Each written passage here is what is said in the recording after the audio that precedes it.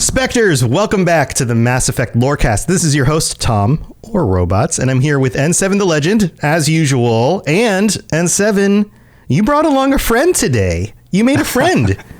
I did, and it's actually thanks to the last mods video that we put on YouTube, as well as other places. But you know how much of a fan of mods that I am. I do. I love mods too. Yes. My mod list is ever growing, especially for Mass Effect. So we have one of the best known modders in the Mass Effect community joining us today.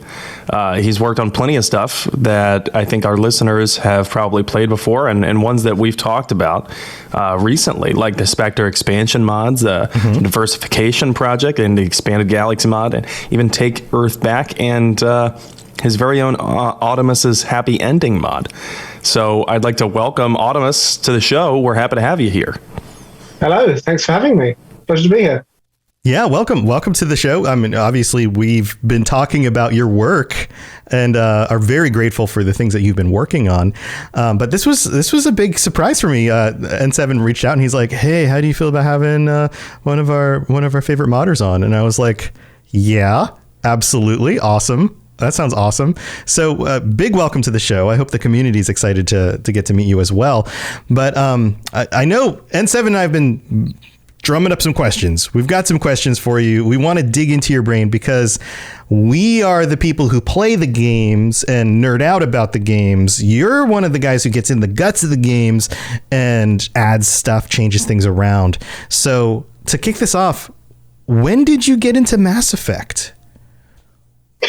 I got into Mass Effect when I was 10 years old, when the game first came out. So you're like an OG player. Mass Effect 1. Yes. Yeah, Sam and I go back to that. Respect. Yeah. Nice. What, is that 15 years now? Oh my God. It was a very long time ago. Yeah. So I'm probably one of the few fans at this point that can say that they've been a fan of Mass Effect for over half their life, which is a weird thing to think about. But yeah, I got Mass Effect on the original Xbox when it came out. Been playing it ever since. I switched over to PC gaming just before ME3 came out, and played through on there. And then after that came out, I started thinking about, actually this game would be really cool if it was moddable. And so started thinking about that. And then the ending thing happened. And right, and you're talking about the different endings and the big debate about the way it ended, and some people were not happy about it. The big controversy. Yeah. Yes. At the time, I was a very toxic 14-year-old, so I was off on the BioWare forums ranting away about how BioWare had betrayed us and how we needed to demand a new ending. Yeah, I have a theory that the half of the problems, half of our ills on the internet are just caused by bored teenagers. I think honestly, this plays into that theory. Yeah, the internet is, I think, primarily composed of toxic teenagers. Yeah. So are you saying are you saying that you actually got into modding because of Mass Effect? Yes, I knew about modding before because I modded Knights of the Old Republic. I played around with the modding community for that, but I was only sort of like peripherally involved. I talked to a few modders. I mainly just installed mods, so I wasn't like involved in modding. But yeah, so I took a break from Mass Effect for about a year, just kind of detox. And when I came back, I replayed through the trilogy again and played through all of the DLCs for ME3. And that was when I got to experience the Citadel DLC, which is kind of what really made me fall back in love with the franchise again. And after playing through it, I thought, actually, this DLC would make a lot of sense if it was like the epilogue to the game, because the tone of it kind of really fits as like a postscript kind of story. So I did some Googling to see, if anyone else had that idea, and that led me to the ME3 Explorer forums and the Citadel epilogue mod, and that kind of roped me into kind of lurking within the modding community. So I'd been sort of lurking on those forums, not really talking to anybody, but just downloading lots of mods, kind of seeing how everything worked. And then about, when was it? Late 2018, I met Tidius, who is the creator of the Spectre expansion mod. And we got to talking. It was very exciting talking to him because both of us had all of these really cool ideas about, ways that the game could be fleshed out and how we could explore some of the areas that BioWare had kind of touched on in like Cerberus Daily News and some of the comics, but hadn't really touched on in the games. And there was cut content too. They had intended to do a lot more than they were able to get out by release. So yeah, so much cut content. Yeah, so that stuff was inspirational as well. Sorry, you cut out. What did you say? We're going overseas here with our Zoom call. I was asking, that stuff was inspirational too. Then some of the cut content. So a combination of your ideas and the other ideas that never got fleshed out. Yeah, for sure. Because I think what's so amazing about cut content is it's kind of the bridge that turns fan fiction into legitimacy. Yeah. Because you can take a concept that the writers originally wanted to do, but couldn't because of time or budget or whatever, and then you can restore it, or you can kind of figure out how to put it back into the game in a way that makes sense. Yeah, Knights of the Old Republic 2 is a really good example of that. There's a lot of content in there. I remember that, the modding community around that back in the day, trying to finish the game, quote unquote, when BioWare didn't actually finish it. So, Audemus, what was one of the biggest inspirations of this cut content, or extra game content like Cerberus Daily News or the comics? What was one of those pieces from that served as a pretty big inspiration for you? I think for me it was the Ralloy, because I thought that it was really interesting that there was this entire new species that had just been introduced, but we never got to see them. And so we spent a lot of time talking about how they could factor into the war, what the situation on Terves would be like. Would maybe some members of that species not want to isolate, and they'd want to try and get involved in the war because they don't feel like the government's making the right decision in trying to hide. And so we came up with all sorts of ideas on how they could be reintroduced via text adventures and things like that. So, and of course, they come up in the Spectre expansion mod?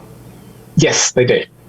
Yes. So, I believe one of the text adventures that we wrote together was this series of text adventures about like backroom deals that were going on between the Elcor and the Ralloy. But the Elcor were basically smuggling Ralloy off-world in order to fight on the front lines. And their government was very unhappy about that. So you kind of had to like step in and be a diplomat in that situation. Wow. So, okay. So the picture you're painting for me here, and I think this is cool, especially from the perspective of what we do on the show, is that this expansion of the lore is what motivated you to make actual in-game content and changes and deals. It wasn't so much like a lot of modders will do things like they'll add in some new guns or they'll tweak some of the gameplay or whatever, but you're really coming at this from a lore standpoint. Oh yeah, for sure. Yeah, I mean, I've always been super passionate about Mass Effect's lore. I mean, I feel like at this point I would describe my knowledge of the lore as like encyclopedic. I've read the codex multiple times. I know the canon inside and out. I know all the stuff that is like almost canon because it was cut content. And so having that kind of knowledge means that you can kind of, it's kind of like a blessing and a curse, because it means that you can see all of the things that just weren't realized. Yeah. And when you have the ability to bring that stuff back, you kind of can't help yourself. So yeah, that's my inspiration. Yeah. With the Spectre expansion mod and some of the other mods that we worked on, like Take Earth Back, and I know you were a contributor for the Expanded Galaxy mod, how much of the stuff that you did and you implemented into the game was 100% canon, and then how much of that was just a logical extrapolation from what we knew?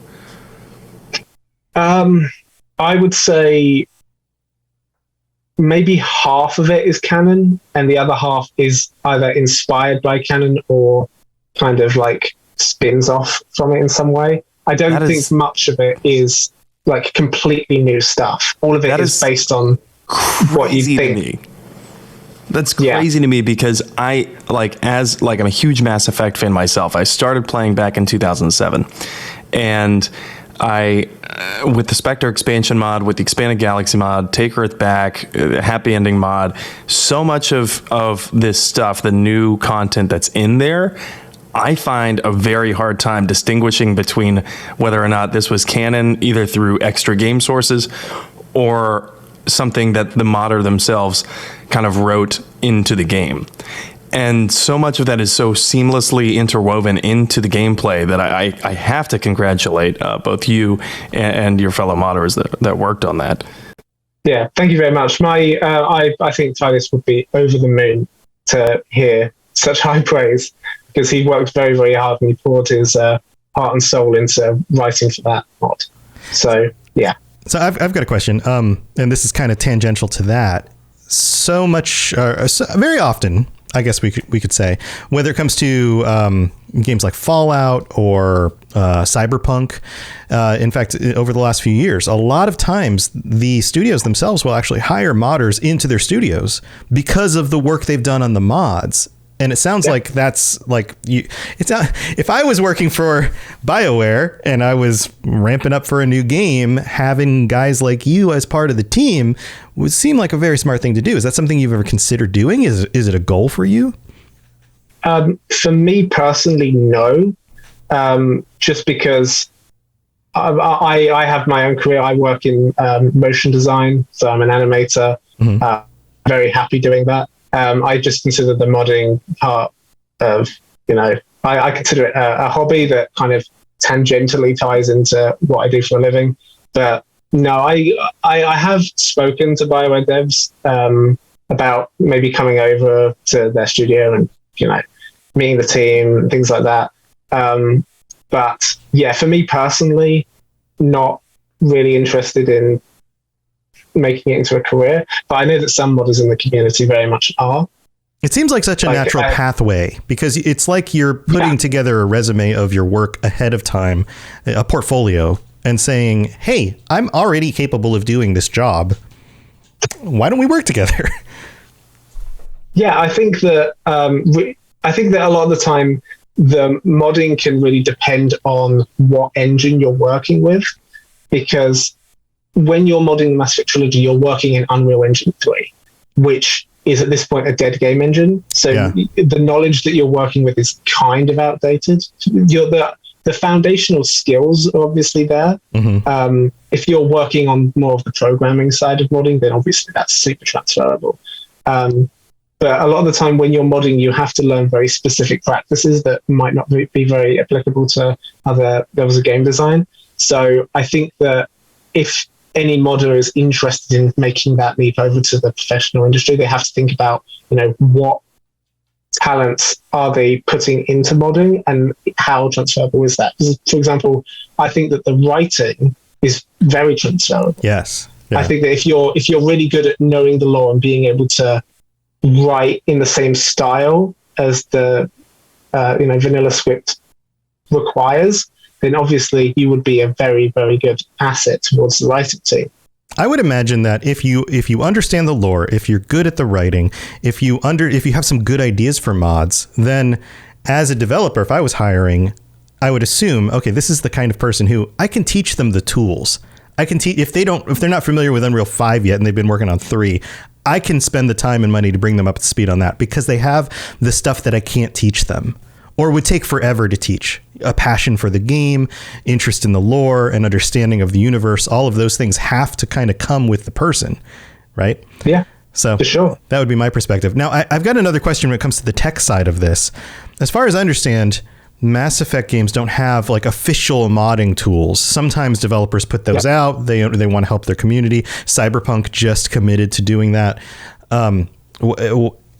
As somebody who's not a coder myself, I've only dabbled in this a little bit. How difficult is it to kind of crack open the game engine in order to adjust some things? Okay, so this is a bit of a loaded question, because Mass Effect is a bit of an anomaly in the modding space, because you very, very rarely see games moddable to the extent that the Mass Effect Trilogy is without having any mod support whatsoever. Interesting. Okay. Because if you look at the most popular mods or like modding communities, like the Bethesda games, The Witcher, Dragon Age, Terraria, like all of those have some kind of official developer support. Yeah. But Mass Effect not only has 0 official support, but it also uses a forked version of Unreal Engine 3 that BioWare made modifications to that are incredibly unfriendly towards any kind of like modification. In the early days, the fact that mods even worked was like an accident. It was just like we hacked together some kind of Jenga tower that somehow didn't fall over. So that's awesome. Things are much better these days, but yeah, it used to be, I think things have changed now, but it used to be a very, very high barrier to entry. Did How Legendary Edition? Yeah. Did Legendary Edition change this? Yes. It just makes sense. Yes. So the interesting thing about Legendary Edition was that it was a fresh start for the community. I think there's been, you can go out and read articles that say things like, Legendary Edition made things super easy for modders. And that is true to an extent. But actually, the reason that it's so much easier for modders, beyond things like having 64-bit, which means that we don't have to deal with memory limitations, or them standardizing some of the file formats under the hood, which means you can port assets between the different games a bit easier. The thing that really helped to make things so much easier for the modding community was that we could start from ground zero with a more robust code base for the toolset. Because the original games were built, like all the mods were built on very primitive versions of the tools. And then as the tools advanced and more advanced mods released, they had to exist in the same ecosystem as those original very primitive mods that were kind of jankily built together. And so by sort of 2020, when we were reaching the kind of death throes of the original Trilogy modding community, it was an awful time for mods, because any mod that you released had to deal with like 10 different compatibility patches for other mods. You had to deal with the memory limitations because everyone was using a lot of textures, which meant everyone's like ceiling for memory was like right below the cap. Yeah. And also you had to deal with other things like, not being able to do certain features in modding. So the fact that we were able to start fresh in Legendary Edition, while also having the most modern, up-to-date version of the toolset, meant that we could create an ecosystem from scratch and make sure that we set ourselves up for success moving forward. That's awesome. So that's really what made everything so much better for us. Like the the community patch framework, we've also built in like new merge mod functionality. So a lot of it was done on the tooling side rather than inside Legendary Edition itself. I'm glad that you bring up the original Trilogy versus Legendary Edition, because I had a specific question about that as it pertains to mods. If anyone that goes on Nexus, anyone that checks out the original Trilogy and all the mods for those, it seems like that library is huge. And of course, there's been many more years that have passed while that was the only option. But it's 2022 now. And Legendary Edition just came out last year, and it's still, an old game overall. It's more or less, a remake of the original Trilogy. But that being said, the modding community still seems to be pretty active for a game whose base content is still very old. Does that surprise you? And what are you seeing behind the scenes that we might not be? I think I am kind of surprised.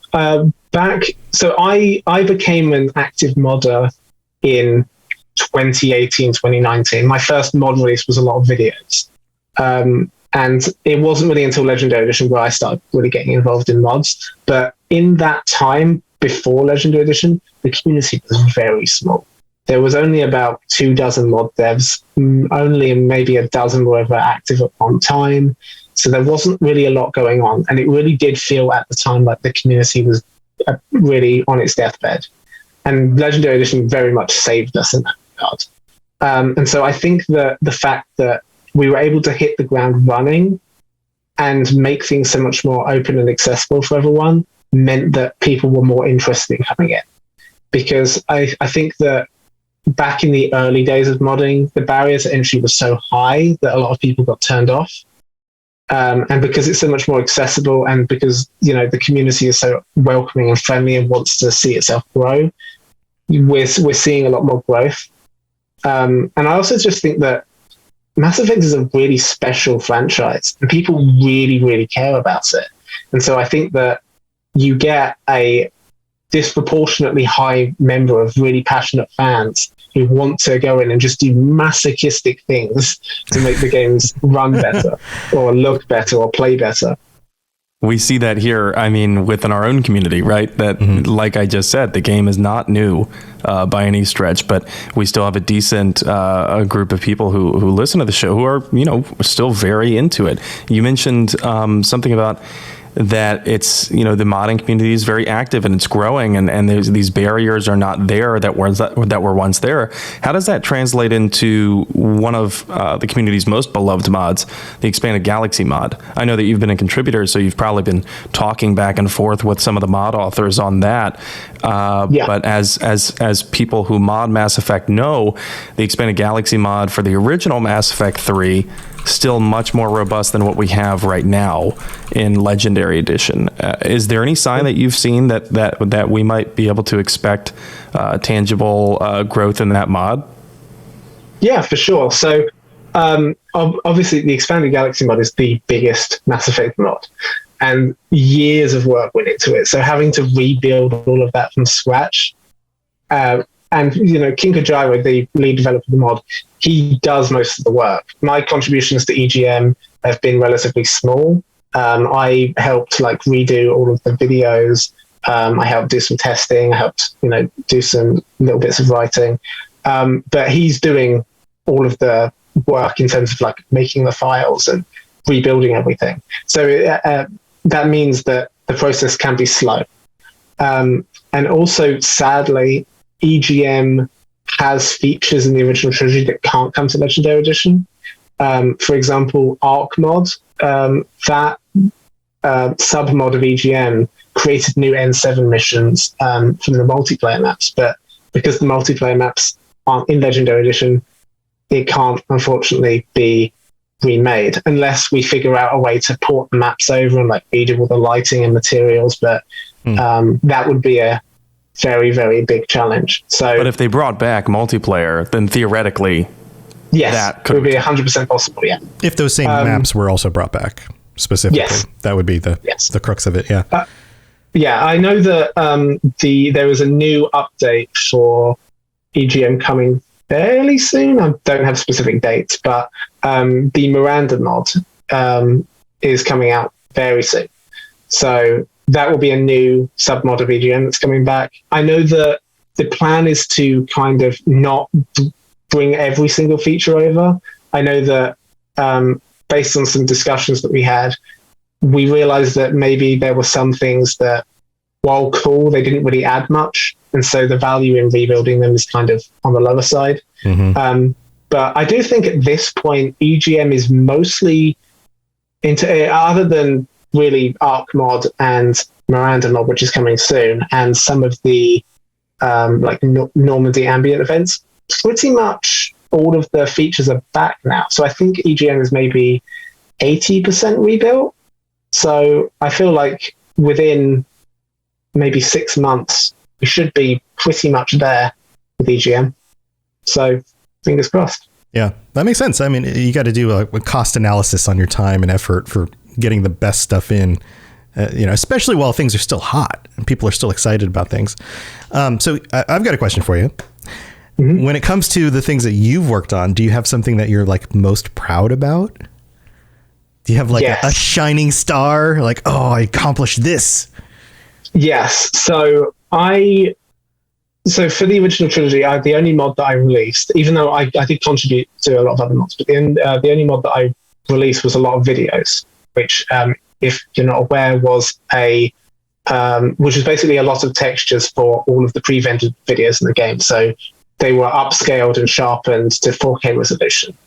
And so for Legendary Edition, I went and remade that much better this time. All the videos look crystal clear. Nice. And they're all running at 60 frames per second now. So I'm obviously very proud of that, because the amount of logistical planning that goes into remastering 500 videos is no small feat. I bet. So and the old ones look kind of blocky still too. So that must have been, do you use an AI system of some sort? How do you?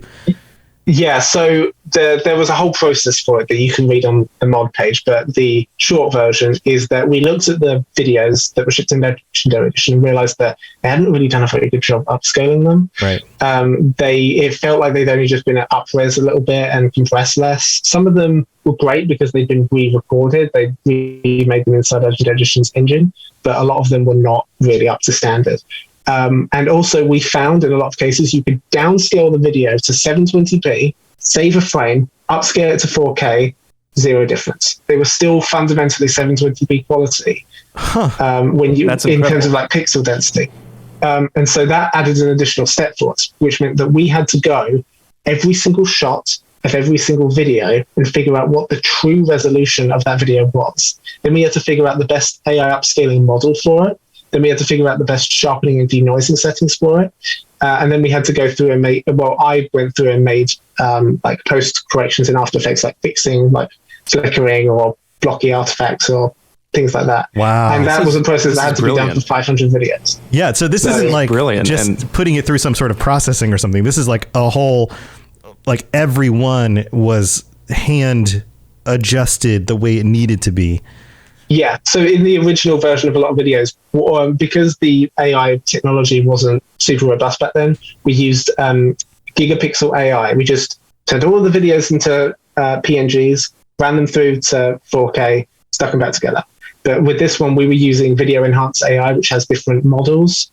So we were like previewing them, analyzing the differences between each of the different upscales on these preview frames, figuring out which one looked the best, and then stitching all of this together shot by shot, video by video, until we had the absolute best version of all of these videos. And I'm very, very proud of how that project came together. Where are players going to notice that the most in their playthrough? Like, let's just talk from a layman's perspective. Yeah. Someone who's not used to modding at all, when they install this mod, where are they going to see it and notice, like, man, that looks good? You're going to see it straight away. Like the first video, right? Yeah, the first video. Like you can see the compression and the blockiness in it. Yeah, you launched Mass Effect 2. The beginning of Mass Effect 2 is like a 2-minute long video. Yeah. You launch that and see that at stunning 4K 60 FPS, and you're going to notice a difference. So, yeah, I really do think it's a must-have mod that everyone should be using, because it just makes the game look properly remastered. Yeah, and it makes a lot of sense, because this is one of the places where game developers will actually cut the size of the download for their game. They'll overly compress the video, and like this is one place they can cut stuff out. So to be able to kind of reinsert that back in the way it quote unquote should be from the beginning is just awesome. Well, I know we've got some more questions for you. We're going to take a mid-break. We're going to thank our patrons. We've got some new reviews. And in the meantime, chat, I know you guys are hanging out. If you have any questions you'd like to post, feel free to share that stuff. But don't go anywhere. We'll be right back. Message coming in. Patching it through. I am sovereign, and this station is mine. I like the sound of that. All right, here we are in the middle of the show, and we've got some new patrons to shout out. Thanks, big thanks to Rowan, Kent L, Shep Vakirian 888, and Eli A. Thanks so much for your support. Welcome to the Patreon, and a big shout out to our Shepherd tier patrons as well. Kolka Shins, Captain Shanko, Kira C, Lieutenant Cicino, Pipeman Studios, and Shep Vakirian, and William. Man, so many of you guys, so much support. All 66 of you guys. So many shepherds. You guys must like this stuff and our show and stuff, I guess. Thank you. Thank you so much for the support. We are 1 week away from our end of the month patron episode. So we're recording this on Friday nights now. And so coming up, this will be the first Friday night patron chat coming up on the 30th. So make sure if you are a tier 4 or higher patron that if you'd like to join us, it's Friday night, 9 p.m. Eastern, 6 p.m. Pacific. And if you don't live in one of those time zones, then Google it. It'll adjust it for you. We live in the future. Not quite as far as the future as Mass Effect, but far enough in the future that you can do time zone calculations. So thank you again to all of our patrons. And if you are interested in checking out what you can get or signing up before the patron chat coming up in just a week, then go to patreon.com/Mass Effect Lorecast. Also, we've got some new reviews to read out. It's been a few weeks as we doubled up on the last episode. So this one is from AMF99 in the US, who wrote in on Apple Podcasts. Love the show, 5 stars, great content. This show renewed my love for the game. I have learned so much about the history of Mass Effect. I normally listen to the show on my phone on my way to work or when I'm at home doing dishes. I also listen to podcasts while doing dishes, so this is awesome. Keep up the good work. Also, I'm totally Team Ashley. I could not stand Caden. I think this is just the right time right now to ask Audemus, are you Team Ashley or Team Caden? What do you think? Thank you. I was going to ask. Oh, yeah. That's really mean. Why are you going to do that? Which one? You got to pick one. I love all my children equally. I know, okay, right? All right, I'm gonna be Team Ashley just because I feel like she gets a bad rap from fans. I think that was the right answer. Spicy takes, yes. Yeah. I'm a big Ashley stan, so I'm glad that you said that. Awesome. Well, so is AMF. So they can't stand Caden. P.S. Do you guys have a Discord chat? Yes, we do. The Robots Radio Discord. There's a link in the show notes that you can just search it. It shows up at robotsradio.net if you want to go to the website and find it that way. So yeah, come join us on the Discord if you haven't already in the time that it's been since you wrote this. We have one more. This one's from Kayla Elizabeth Art in the US, who writes, love this podcast. I've listened to every single episode of the Mass Effect Lorecast. And first off, I want to say thank you for using gender neutral terms when referring to Commander Shepard. We try to do this as much as we can, although sometimes I just get a picture of like my most recent playthrough in my head and the character that I was playing. And so I'll just say he or she. But thank you for noticing that. We do try. It feels inclusive and it is refreshing to not hear about Bro Shep as if he's the only Commander Shepard like most other Mass Effect content. It's genuinely hard to find Mass Effect creators, which is mostly male dominated, make sure that their content is inclusive. So I really appreciate it. Secondly, I love the content. It's thoughtful and I love how much Sam goes into deep dives into the lore. It is tiding me over until the next game. And I'm glad that you're still finding new content to cover. Would love to hear more about Mass Effect 5 theories. Thanks to both of you. Yeah. Hopefully we get a little drip feeds of more info about that. But Kayla and AMF, thank you so much for taking the time to leave a rating and review. If you do the same thing on Apple Podcasts with 5 stars, we will read it out on a future episode of the show. You can also rate us on Spotify. All of that stuff helps us a ton. So thank you for taking the time to do that. All right, we've got some more questions. We got some more digging to do. So let's move on with the rest of the show. Spit it out, or are you trying to build suspense? You're so dense, sir. Obviously, I do not know as much about human relationships as I thought.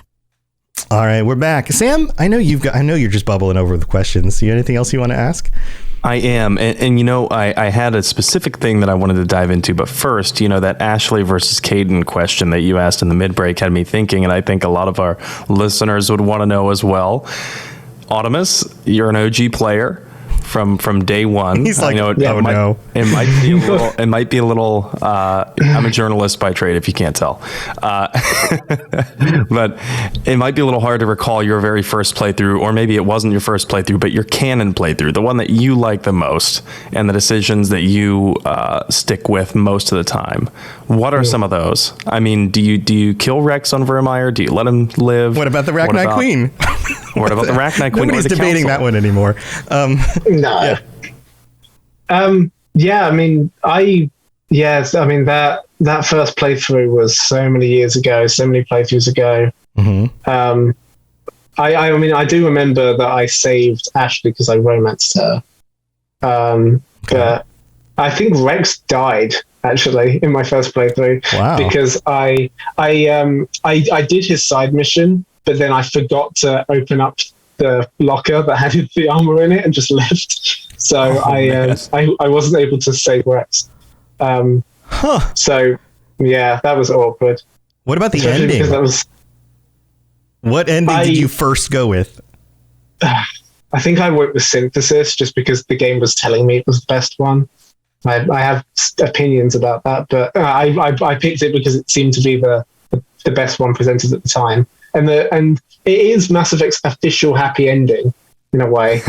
I mean, everyone kind of runs off into the sunset singing Kumbaya, and it's only treated as not a good ending because Shepard doesn't live through it.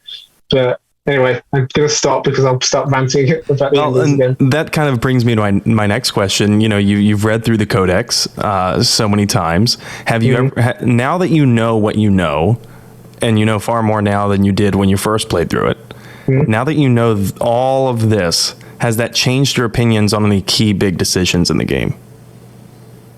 That is a good question. That's why they pay me the big bucks. Honestly, I think that the thing that really impressed me after reading the Codex was, well, especially in Mass Effect 1, just how much they respected the lore that they wrote. I think that there were some hand-wavy moments, especially in Mass Effect 3. I think they started playing a bit hard and loose with the rule of cool. But I was very impressed overall with just how much they kind of stick to the rules that they established. And I don't really think that there's anything that's in the Codex that makes me think, like, wow, they really bungled that. But I do think that there is just so much interesting stuff in there that is never explored in the games. Like the fact that the Presidium has a night cycle. Wouldn't it be awesome to see the Presidium at night? Like, that would be amazing. So, yeah, I think that for me, the Codex is such an interesting way of building foundational content that expands what we already know. And that's kind of what I'm working on right now, is thinking about, okay, how can Mass Effect 1 be more of itself by taking elements from 2 and 3 and making it feel the same, but also a better realized, unified, cohesive version of the trilogy, if that makes sense? Yeah. I mean, they definitely expand things in 2 and 3 beyond the scope of what we start with 1. I suppose you could even take like some of the races that show up later, or some of the, I don't know. I would even say engineers and even some of the just like bits of things that become more important as the series goes on, and just kind of foreshadow them better through certain kinds of quest designs or side quests or locations you can go to in the space map. I mean, I'm just spitballing here, but like that's part of the subject of an ongoing project that you're working on, right? The Diversification Project. Yeah. So the Diversification Project is kind of like my first foray into building my own huge mod. And that's what Tidius and I are working on. Tidius, the creative space expansion mod. So he's working on the Mass Effect 3 version, and I'm working on the Mass Effect 1 version. And we're kind of like sandwiching Mass Effect 2 with awesomeness. So what is the scope of this? What will the mod give somebody who downloads this once this is finalized? Okay, so the scope of the mod is kind of different between the LE1 and LE3 versions, because the games have kind of different issues. So for the LE3 version, a lot of that is about making doing kind of what Take Earth Back does with war asset representation and bridging that throughout the rest of the game. So it's about making it feel like the decisions that you make throughout the game have an impact when you return back to the Citadel.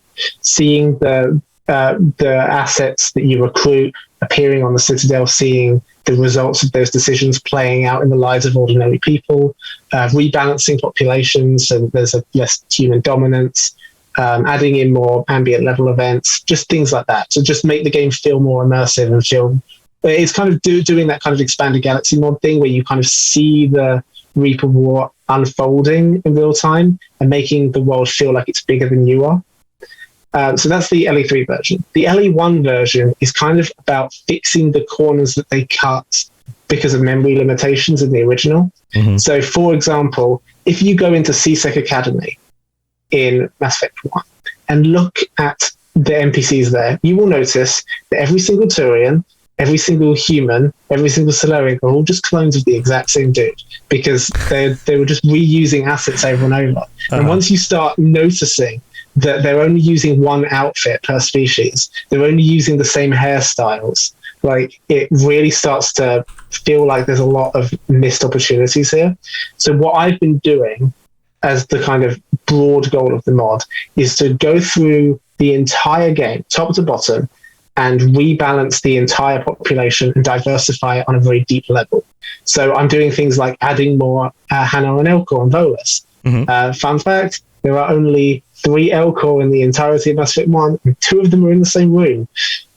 So yeah, that totally tracks. Yes. That needs fixing. Right. And so I'm doing things like just adding in lots more of those. I'm kind of rebalancing the population so that you're kind of getting even numbers of the council races and humans, and then getting lower numbers of Elcor, Hanar, and Volus, and then you're seeing some Krogan sprinkled around, and I'm even putting a couple of Quarians around that you can spot under certain conditions.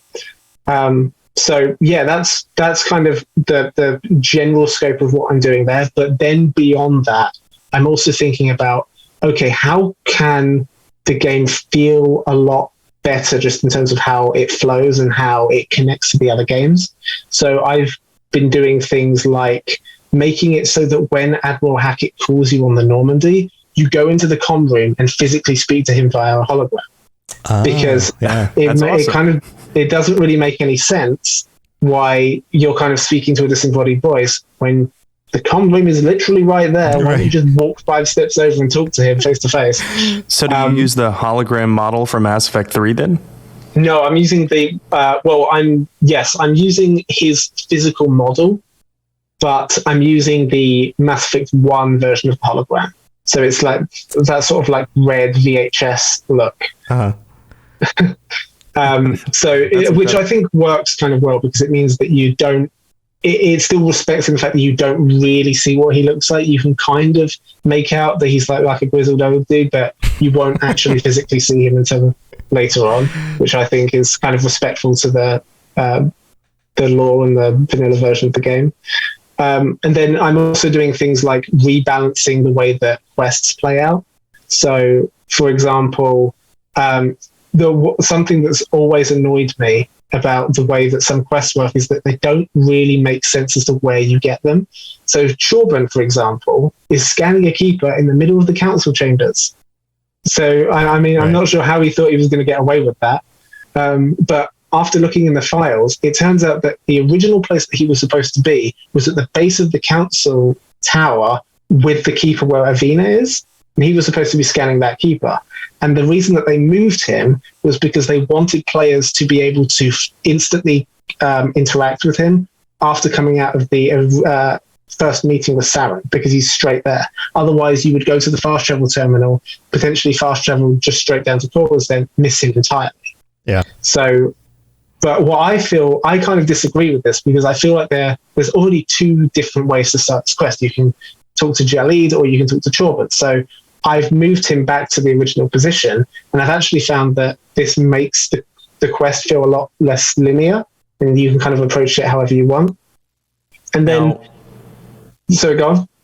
I was just going to ask first, before you went on, how did you find that out, that that's why the devs put Chorban where they did? So when you're looking under the files, we have this thing called the sequence editor, which allows us to view the Kismet sequencing logic that BioWare used to script events.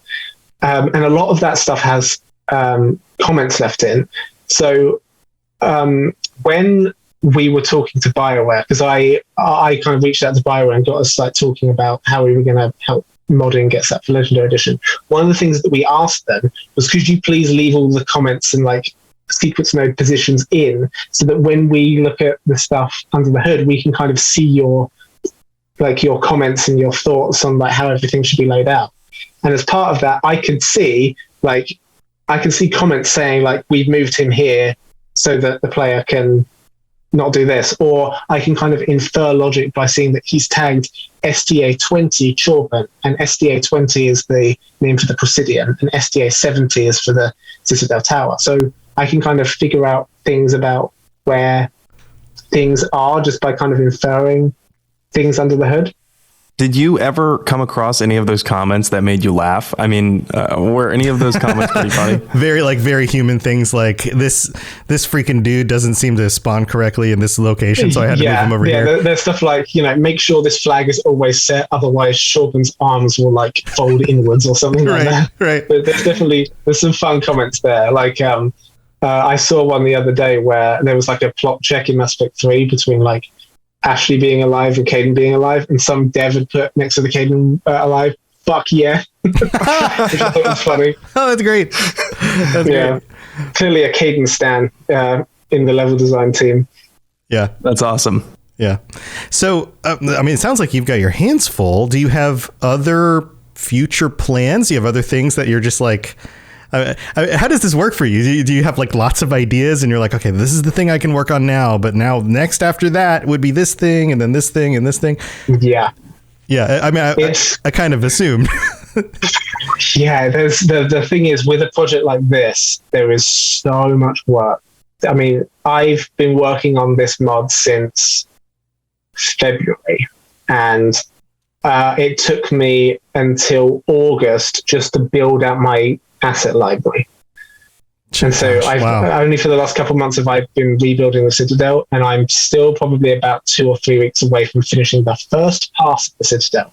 Because the way that I've been doing it is I've been kind of going through and placing all of the NPCs and figuring out like all their animations and like when they should be spawning and all that other stuff. And then on my second pass, I'm going to go through and decorate them with their own outfits and tints and hairstyles and skin tones and all that other stuff, because that stuff is less important than figuring out your overall layout and structure. Sure. So once that's down, I figure out the population balance, then I can go through and decorate it. So that's my plan right now, is to, for N7 Day, release the Citadel update. So the Citadel should hopefully be fully done by then. Would you put a human on board somewhere that looks like Sam? Isn't Comrade Werner already on the Citadel? Nice. Not in everyone's game. So beyond this one, what's your like next dream thing? Like, and you don't have to go in super high detail, but are there some other things out there that you're like, it'd be really cool to start working on this thing or something else?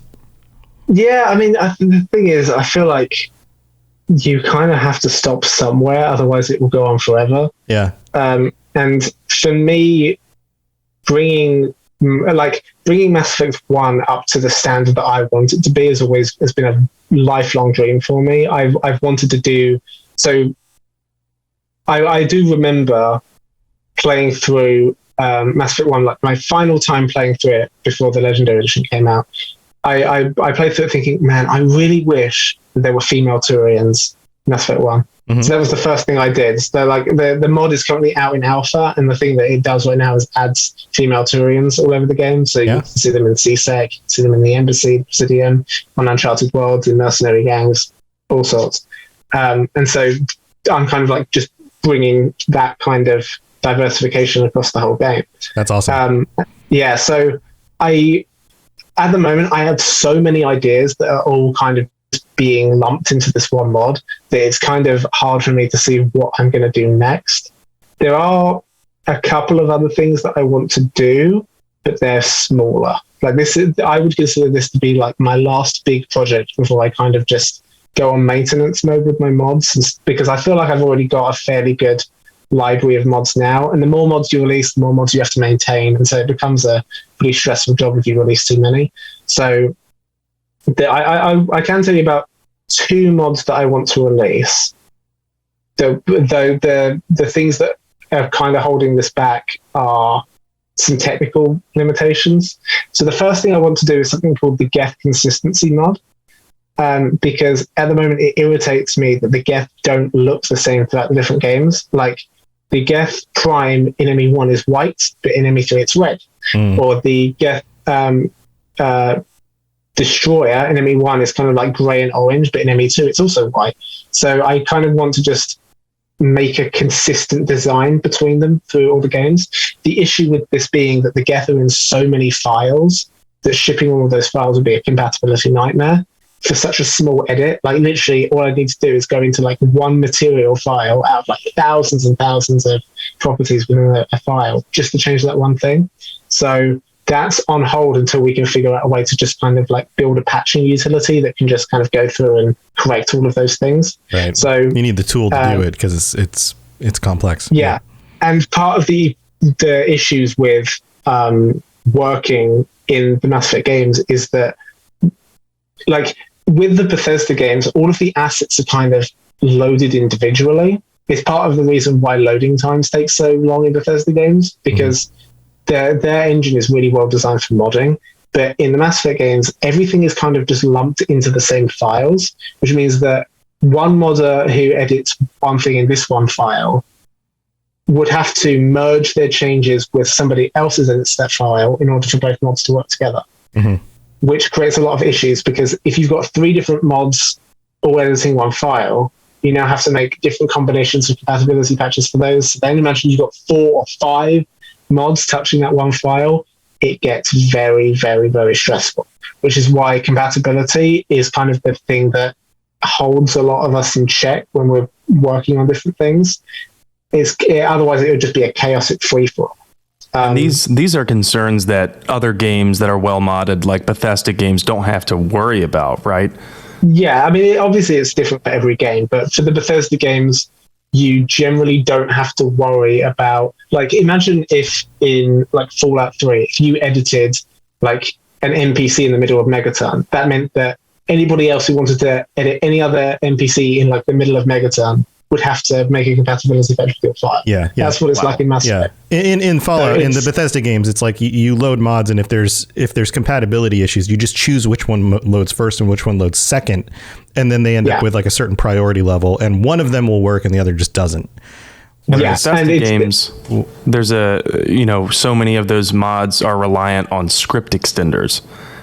Is there anything like that for Mass Effect, or is the way that Mass Effect is built, it doesn't really allow a script extender mod to broaden horizons? Well, so the thing about script extender is that it's kind of similar to how we make modding work in the first place. Like our version of a script extender is basically our DLC loader. So we're able to load and mount new DLC content through our mod loader. And so there's different things that we do at runtime which allow the game to run mods. That isn't particularly helpful for compatibility though. It's more convenient for the end user rather than for modders. So we have made some steps to make things easy. So for example, the LE3 community patch has something called the framework, which if you're not familiar, was a refactoring of many of the files in the game. So what the developers of that mod did was they went through a bunch of files and they found all the NPCs that exist within those files, so plot-related NPCs like Trainer or Bailey or the counselors, and stripped them out of that file, created new bio NPC files, and then created links that streamed them into those files, which means that you can now edit NPCs in the ME3 using the framework without having to worry about editing level files. Right. You can open the little drawer for each character rather than opening the whole big old bin of everything. Exactly, yeah. So you only have to worry about making a compatibility patch between 2 people who edit the same character, which is much less likely. So it's a much easier time in that regard. We also have something called merge mods. And merge modding was a feature that our lead toolset developer created, which basically allows you to merge changes into like the core base game files that can't be put in DLC mods because they're foundational to how the game works. And so that allows you to do things like merge in script extensions and changes to like fundamental game behavior. So that kind of stuff just wasn't possible before because otherwise everybody would just be fighting over using the same 3 files. But there are things that we can do as modders on the toolset side to make that experience easier. But unfortunately, we're still faced with the grim reality that we have built a very complicated modding system on top of games that actively resist being modded. And so it's kind of just a thing you have to deal with. there's not really any way around that, unfortunately. Yeah, there's so much to this. Man, it's kind of mind-boggling. As somebody who doesn't do this work, how much actually goes into it, and how much of a passion project this is, for you and the other people that you work with. We've got to wrap up the show. We're getting to the end of it, and I know it's extremely late where you are. We've got 2 more questions. First of all, because this is so big, are there ways that people who want to help can either get involved, or are there ways that they can donate? Do you have a Patreon? Do you ever take any personal support from the work that you put in? So are you talking about my mod specifically? Your mods, yeah, you as a mod creator, are there opportunities for other people to get involved with the modding, to kind of take on some of that workload and work with you? Or are there ways that they can say thanks and donate to a Patreon or some way of showing some support? Yeah. Because a lot of what you're doing is free. It's all passion, right? Yes. And I mean, I have never done any of this for any kind of monetary gain. That's not important to me. So yeah, I think that if anybody wanted to help, they could send me their ideas of ways that they think that the Mass Effect 1 in particular could be improved. And also I do have a donation link that comes up when you download my mods. Obviously, no pressure, but if you want to support me, feel free to send me money for a coffee. I'd be very appreciative. Yeah. So yeah. Awesome. I know, Sam, awesome. You've got one last question. I do, yes. So, Audemus, you're intimately involved in the Mass Effect modding community. You've got your ear to the ground there. Are there any big things being worked on that Mass Effect players can expect in the near future, and that you are clear to talk about? Things to get excited about, maybe? Oh, can I spoil somebody else's work? Yes, I absolutely can. Okay. You can. All right. Yes. Okay. So there are some amazing projects being worked on. Just absolutely incredible projects. I'm going to shout out 2 by fellow Mass Effect 1 modders that I have huge respect for. So the first one is a talent overhaul project being worked on by a modder called Nightwalk.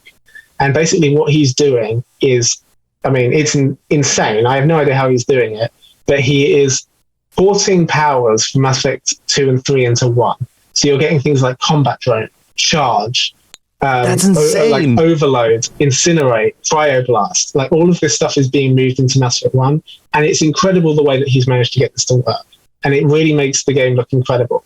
Seeing Shepard run around in Mass Effect 1 with tech armor, get excited for that because it's coming soon. And I'm very much looking forward to playing that.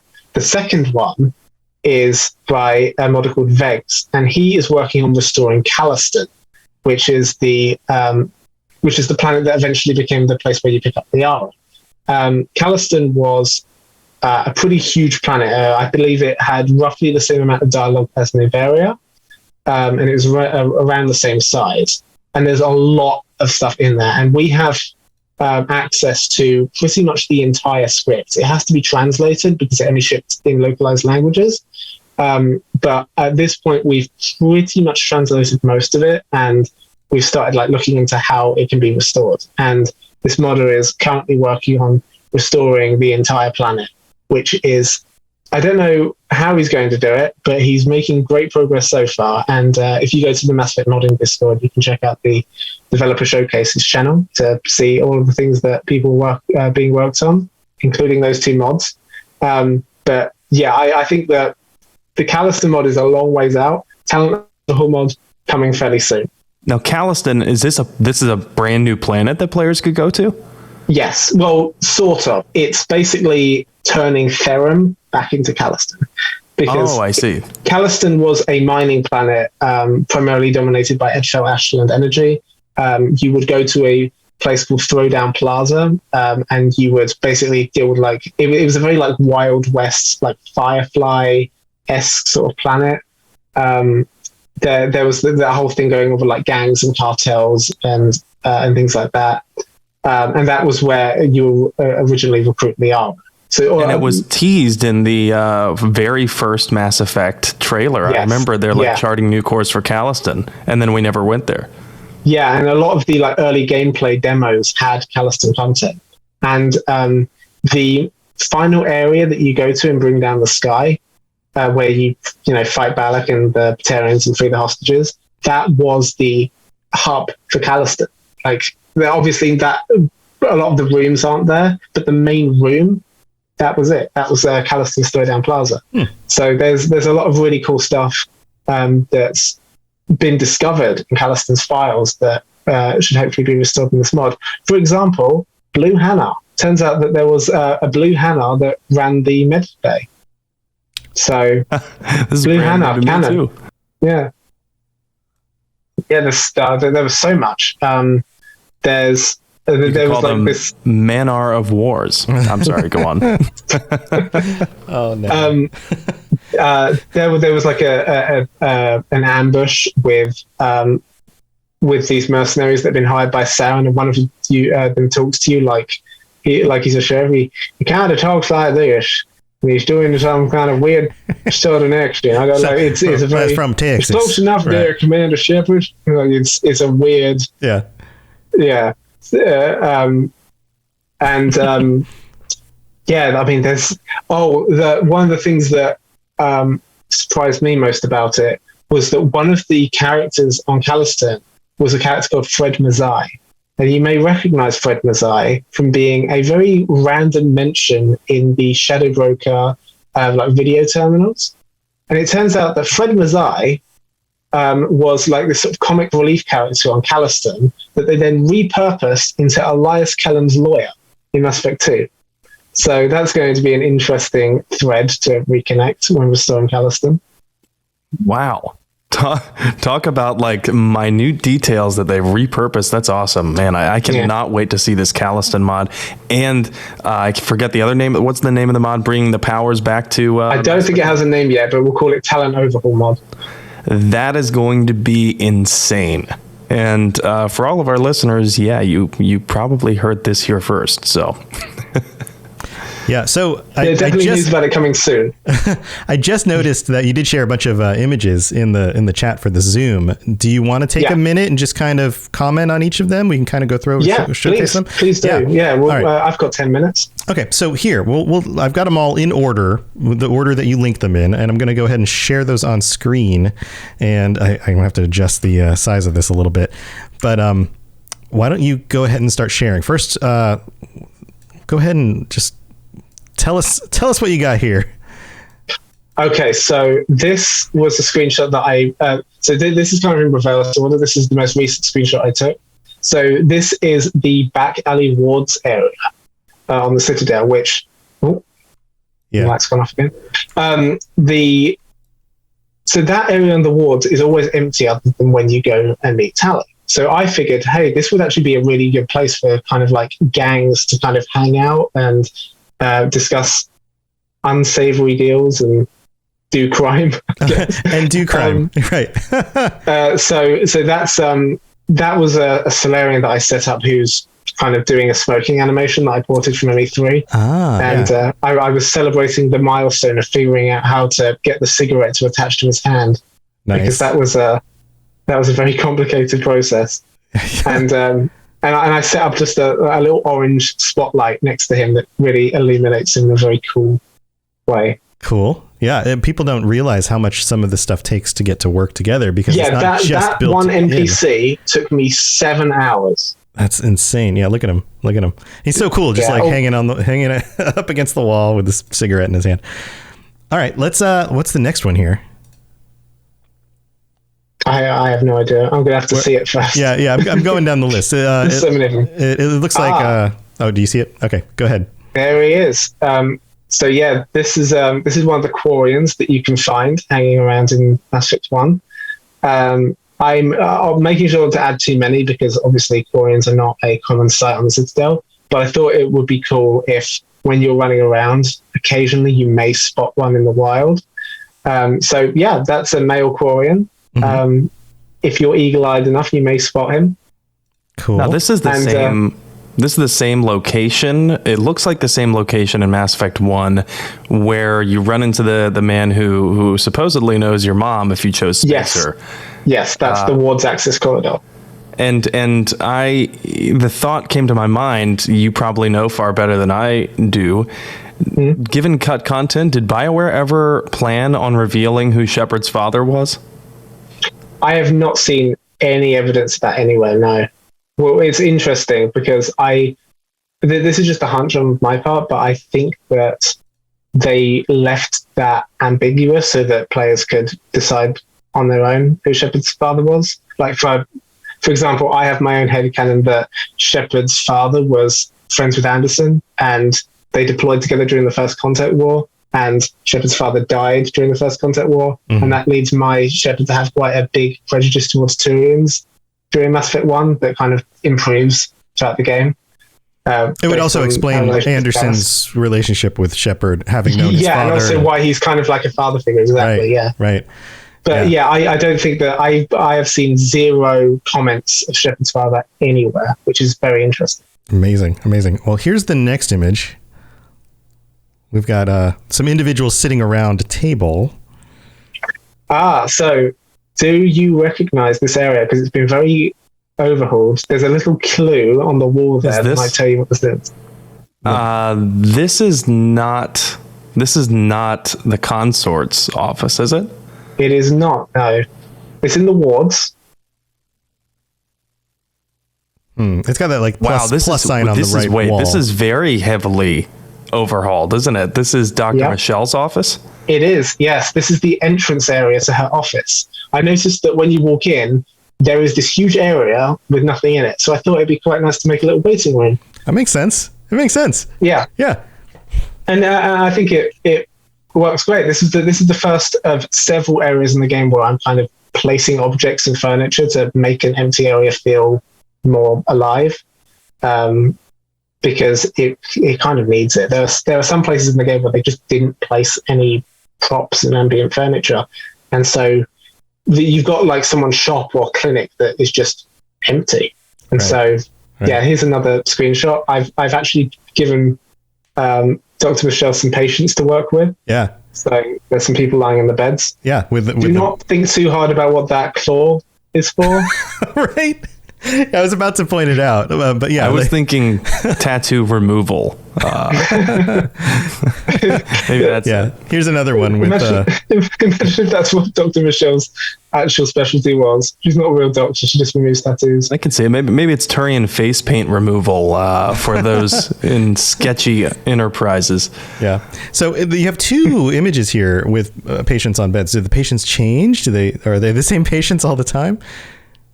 So at the moment they stay the same. In a later update, I'm going to figure out a way of kind of randomizing NPC positions. Oh, that's cool.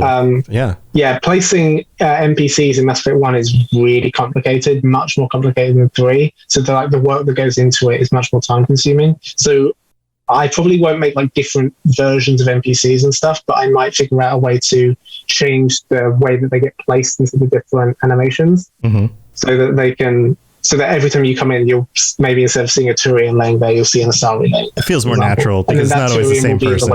Right. Yeah. All right. What about this image? We have individuals looking at consoles on the sides of the room. Yes. Yeah. So this is Barlavon's office.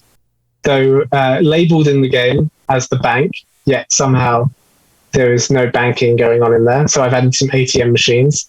If you zoom in, you may see something behind Barlavon there. It looks like a terminal. That would not happen to be. No, but right behind him. Right behind him? Yeah, right behind him on the left and right.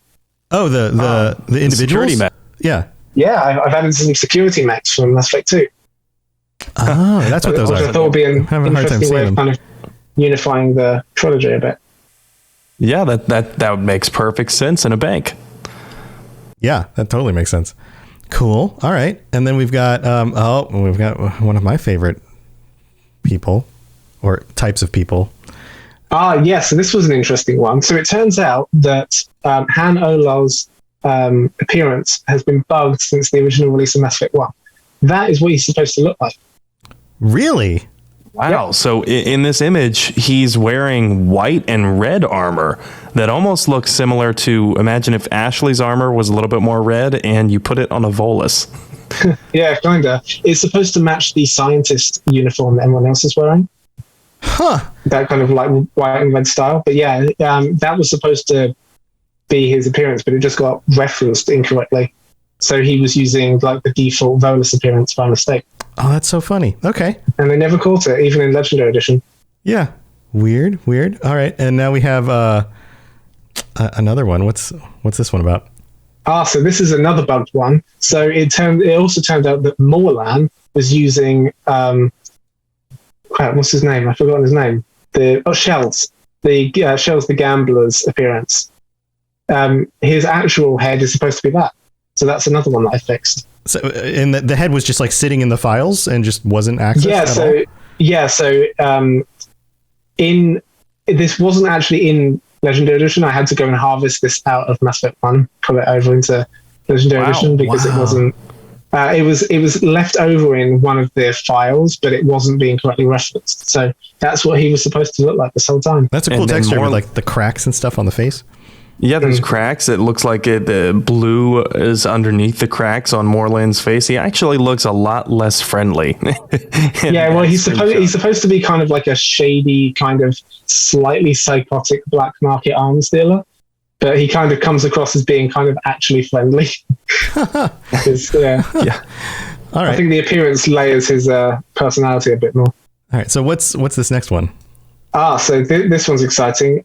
In Legendary Edition, for some reason, the controllable tank in the docking bay, in the garage in Novaria, was missing.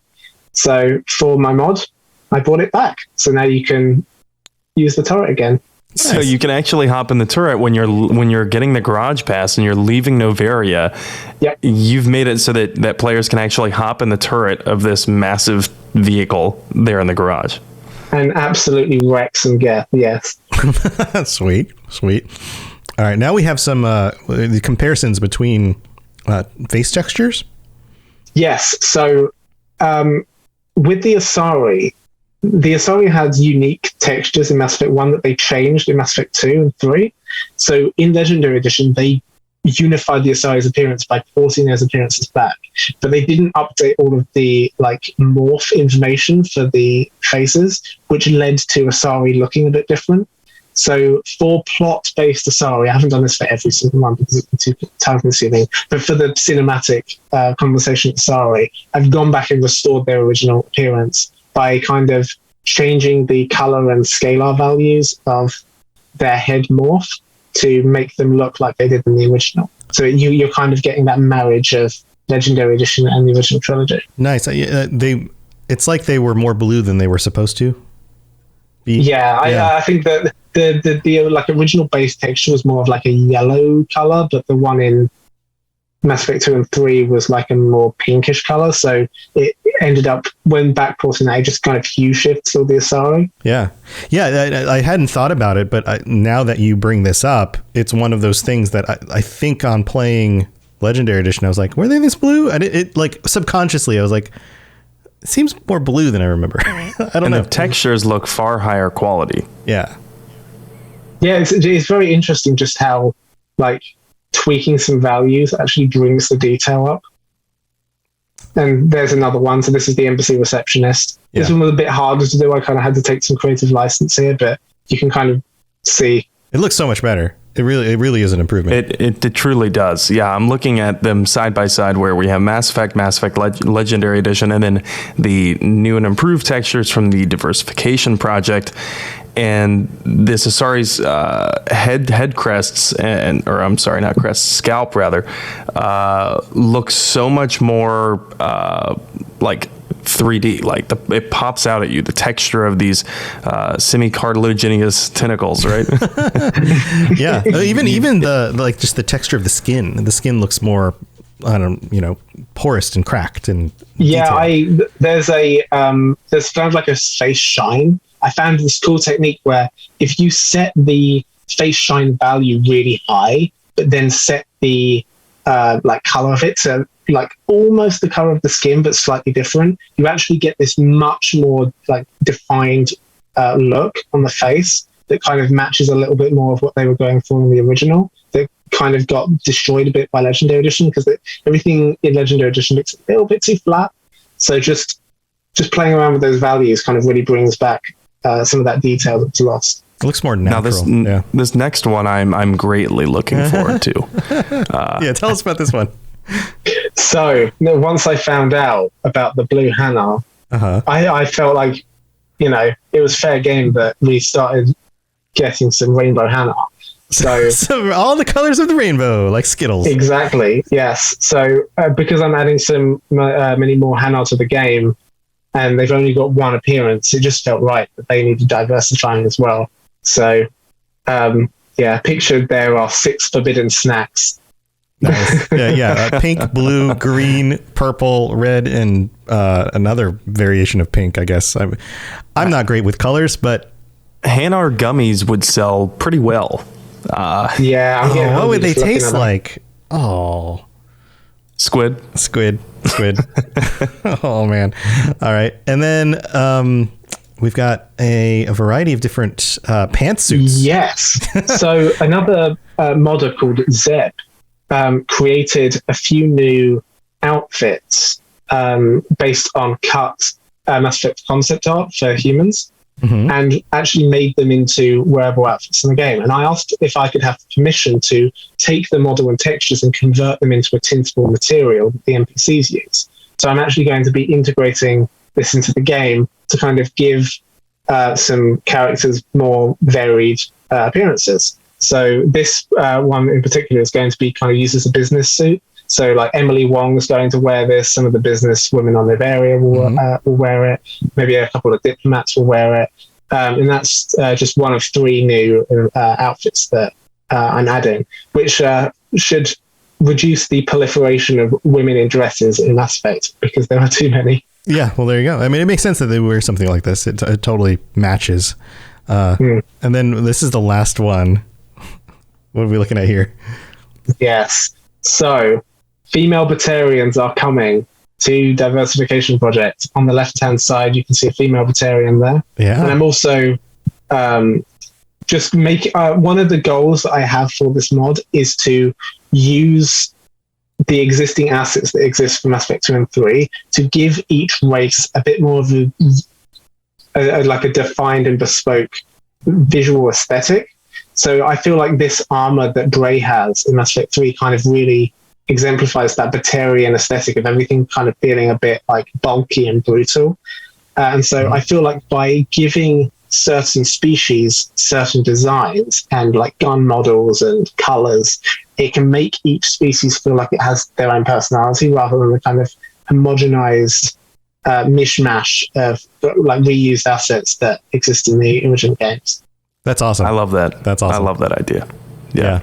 Well, I'm going to download this Diversification Project alpha and the one for 3 as well myself, probably as soon as we're done here, and give it a whirl. And I admittedly, I haven't tried a lot of videos yet, but hearing all the work that you've put into it, I think I have to now. I got to go check it out. You got to at least go check out the trailer that I put out. You'll see just how much it will improve your game. Absolutely. Awesome. Well, Audemus, thank you so much for joining us, especially with how late it is there in the UK. And I know that our listeners are probably ecstatic to hear not just about the mods that you've worked on, but about some of the exciting stuff coming up for the Mass Effect community. Yeah. Thank you for having me. It's been a great time. Before we go, do you want to share ways that people can reach out to you, or the best way to keep track of what you're doing and stay connected? Yes, so if you want to keep up with Mass Effect mods, I run the Mass Effect modding Discord, which is discord.gg/Mass Effect mods. And you can catch up with all of your favorite mod developers, see what people are working on. And hey, if you want to learn to mod yourself, we will help you. We're always interested in having new people join the community. Awesome. Thanks for all your work. We love this stuff. I mean, we eat this stuff up, so we really do appreciate it. And you taking the time to do this. Sam, you got anything you want to share before we head out? Well, yeah, I just wanted to, also thank you for all your work on the mods that, like we talked about, modders do this for free. I mean, they accept support here and there, but this is passion projects. And it's awesome to know that, at least one modder I know is an OG Mass Effect fan and just as much of a lore nerd as I am. And that much was evident anyway from some of the projects that you've worked on, not just with you, but with Tidius as well. So, very happy to talk with you. And I am streaming, of course, so if anyone listening to this would like to stop by my streams and catch the tail end of my first FimShep playthrough ever.